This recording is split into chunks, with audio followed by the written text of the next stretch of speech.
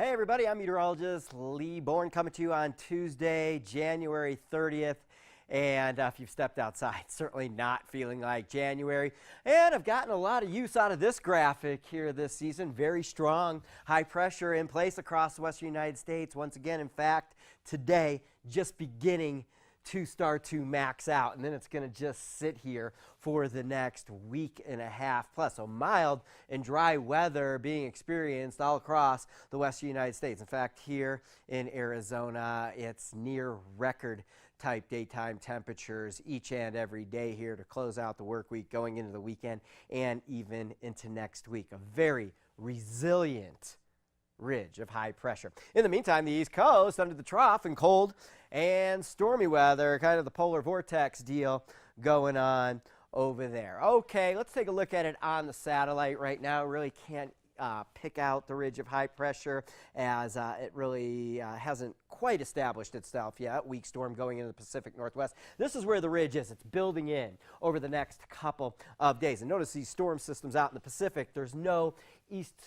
west to east progression with these things, as this ridge is just blocking any type of storm energy. They're going to just have to go up and over the top and well into Canada. A little bit of cloud cover across the region this morning. That's clearing out. It's a good thing because I'm sure you've heard about our total lunar eclipse tonight, and that coincides with a super blue blood moon tonight. Super moon because in the moon's elliptical orbit of the Earth, it's at its closest during this time of the full moon out there tonight. It's a blue moon because it's the second blue moon. It's the second full moon of the month of January, and that's considered a blue moon. And it's a blood moon because when it goes through a lunar eclipse, it turns orange or blood red due to the sun's refraction through the Earth's atmosphere, as the Earth is in between the sun and the moon. So we have a total lunar eclipse out there this evening, and here's a graphic of when it gets going. And it's not this evening, it's during the early morning hours out there on Wednesday. The partial eclipse begins right before 5 a.m. The total eclipse begins at 5:50 a.m.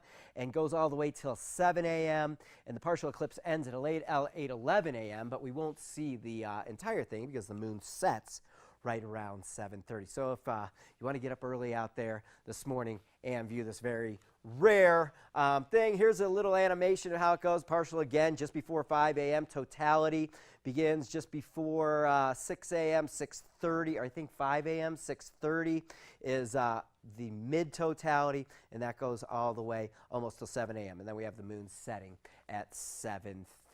Okay, high pressure in place. Here's a look at our forecast for us here, and we're just kind of getting used to this winter that just never was. Here's our high temperature forecast going through the remainder of the week into the coming weekend. As I mentioned, 60s around Flagstaff. Yeah, that's near record type warmth for this time of year. Okay, NAZ Today, we are practicing all week long, and we are gearing up for full evening newscasts beginning next Tuesday.